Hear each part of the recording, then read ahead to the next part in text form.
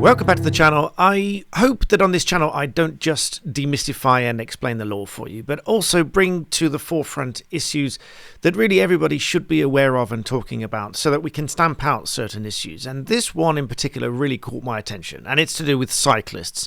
I talk almost tongue-in-cheek often on my channel that some people either love or hate cyclists. You either love cycling or you hate cyclists. I do that because it's a way of bringing this to attention, because actually the hatred of cyclists is a serious issue, particularly when it's met with anger, as in one case that I'm going to show to you now. I hope the BBC don't mind. I'm going to show you the video and then I'm going to show you their website report on it so that we can talk about it, just so that this is more in the forefront of everybody's mind, because it really does need addressing. Because anger towards cyclists, when it manifests in such a way that you're going to see, is grotesquely unacceptable. So just as a warning for some, it is a little bit harsh, so be prepared for that. Otherwise you can just skip forward for the discussion on it. But here's the video. Let's flip to that player now and you can watch the video for yourself. So just so that you're aware of what you're about to watch, the cyclist's hand accidentally clips the wing mirror of the van that's approaching in the distance. Then the van turns around and essentially comes back for the cyclist, runs him over, and then the driver gets out and punches him in the head. So let's watch this clip and you can see what you think. And then I'll tell you what he was given at court, because he was tracked down. But we'll talk about that in a moment. Let's watch the clip.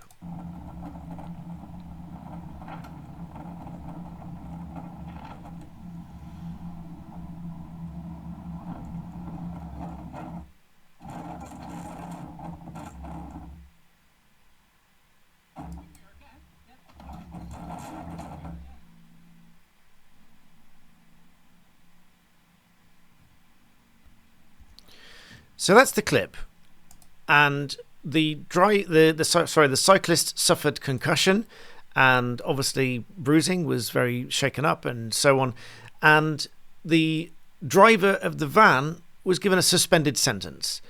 Many people might not think that's sufficient. Many people might think that the actual punishment, which is not just a suspended sentence, I'm going to talk about that in just a moment with the BBC website, but overall this is obviously grotesquely unacceptable, and I'm frankly surprised anytime I see this kind of premeditated, revengeful attack on somebody.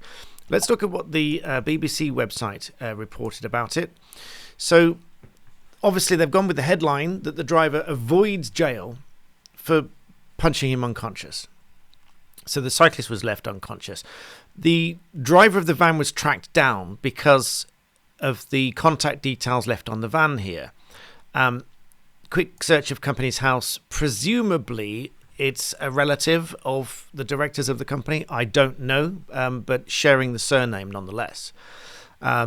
The report talks about Jack Rawlings, 30 years old, from Bristol, who deliberately pulled out in front of the cyclist. Now, I suggest that the way that it was done was deliberately to stop him at the very least, and reckless as to actually crashing into him, and at worst deliberately driving into him.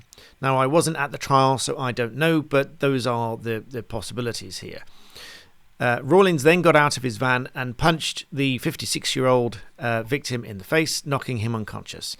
He was given a suspended jail sentence after admitting dangerous driving and assault. Now, I've often spoken on this channel that you can go to prison for dangerous driving, let alone coupled with another offence. Obviously, these two offences were heard together and decided together because they are linked in the factual matrix, in that the dangerous driving was linked to the same cyclist who he then got out and punched.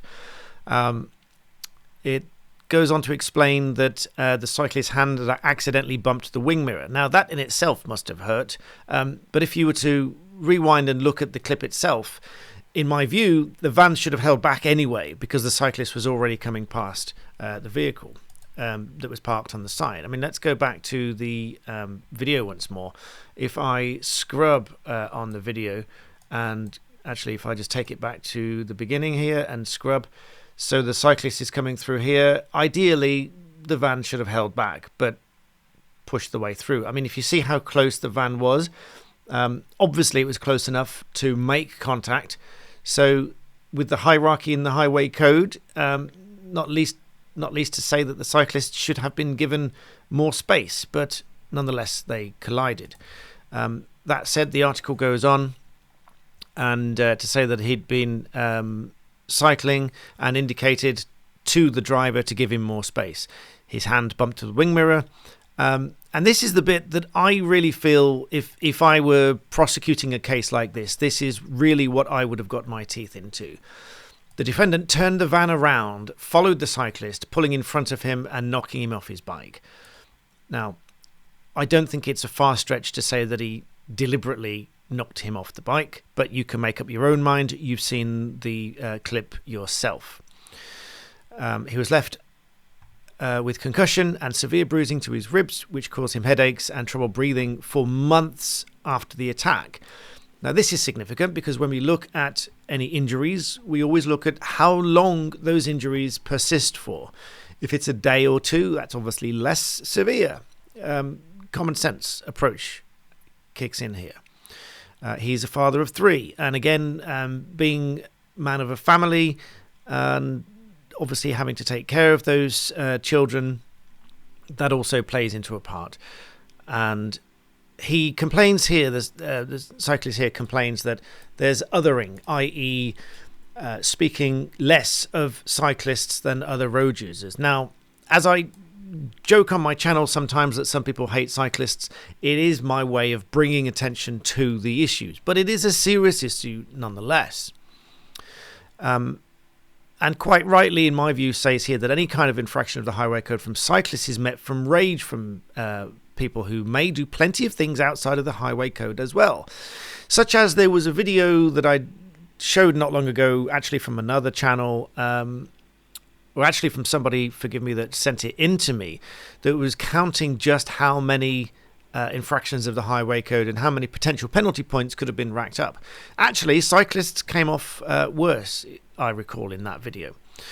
But in this case, the judge says, address your anger. The incident was recorded on the helmet. He told police that he'd followed the victim to teach him a lesson for punching his wing mirror. So that suggests he punched his wing mirror. I don't know. I wasn't in court. But either way, if he's close enough to touch the wing mirror, I know some cyclists do this, and I would recommend you don't do this. I've heard this from cyclists before, that they bang the window of a car as they go past because, in theory, if you're close enough to bang the window, the car is too close to you. If you're a cyclist that does that, please don't do that, because it's going to result in some people that will express anger of you doing that, turning around and doing things like this. So don't reach out and bang the car if that's something that you do as a cyclist. And Rawlings had reportedly received a previous caution for a similar attack on a cyclist and had anger management training as a teenager.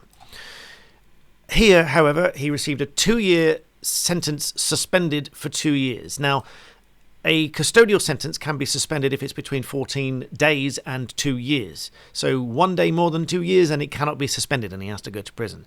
So it was 2 years, right up to the point at which that it could be suspended for. And ordered to complete 150 hours of unpaid work, as well as £920 in costs and compensation. And also to complete an anger management course, telling him this is your opportunity to address your anger and find different ways of dealing with it. Now, this is exactly the court's approach to try to rehabilitate offenders rather than just send them to prison.